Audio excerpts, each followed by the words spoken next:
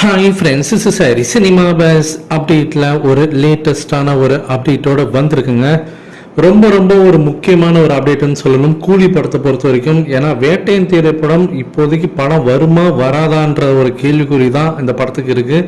வேட்டையின் திரைப்படம் அக்டோபர் மாதம் வருமானதே ஒரு பெரிய கேள்விக்குறி தான். படம் அநேகமாக ரஜினி சாரோட பிறந்தநாளுக்கு போக போதா இல்லை அடுத்த வருஷம் போக போதானே தெரியல. இந்த நிலையில் தான் இப்போ சன் பிக்சர்ஸ் இப்போ என்ன முடிவு பண்ணியிருக்காங்கன்னா, கூலி படத்தை பர்ஃபெக்டாக முடிச்சிடணும், அதில் எந்த விதமான ஒரு மாற்று கருத்தும் இருக்கக்கூடாது, அதே போல் டைம்லி அந்த படத்தை முடிச்சு ரிலீஸ் பண்ணிடணும் அப்படின்ற மாரி முடிவு பண்ணியிருக்காங்க.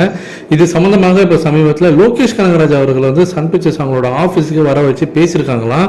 ஸோ ஷூட்டிங்கில் ரொம்ப பிஸியாக இருக்காரு. இந்த நிலையில் நடுவில் ஒரு நாள் பார்த்தீங்கன்னாக்கா ஆஃபீஸுக்கு வர சொல்லி ஷூட்டிங் முடிச்சுட்டு நேராக சென்னையில் ஷூட்டிங் முடிச்சுட்டு நேராக ஆஃபீஸுக்கு போயிட்டு அங்கே சன் பிக்சர்ஸ் என்ன சொல்லியிருக்காங்கன்னா, படம் கண்டிப்பாக அடுத்த வருஷம் சம்மருக்கு வந்தே தீரணும், அதில் எந்த மாற்று கருத்தும் இருக்கக்கூடாது, எங்களுக்கு நீங்கள் ஃபைனல் அவுட் போட்டு எங்களுக்கு மார்ச் மாதமே எங்கள் கையில் நீங்கள் கொடுத்துடணும் அப்படின்ற மாதிரி சொல்லியிருக்காங்க.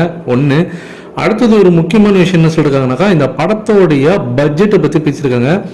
பட்ஜெட்டு கூட நீங்கள் கொஞ்சம் ஏற்றிங்க, பிரச்சனை கிடையாது, ஆனால் அவுட்புட்டில் எந்த விதமான ஒரு காம்ப்ரமைஸும் பண்ணாதீங்க. சமீபத்தில் ரிலீஸ் ஆன கோட் படத்தோடைய 3வது சிங்கிள் பாடலாக அவங்க மேற்கொண்டு காட்டிருக்காங்க. அதில் விஜய் சாரோடைய அந்த தோற்றம் டிஏஜிங் பண்ணுறேன் அப்படின்னு சொல்லிட்டு பெருசாக சொதப்பிருக்காருன்னு தான் சொல்லணும் வெங்கட் பிரபு அவர்கள்.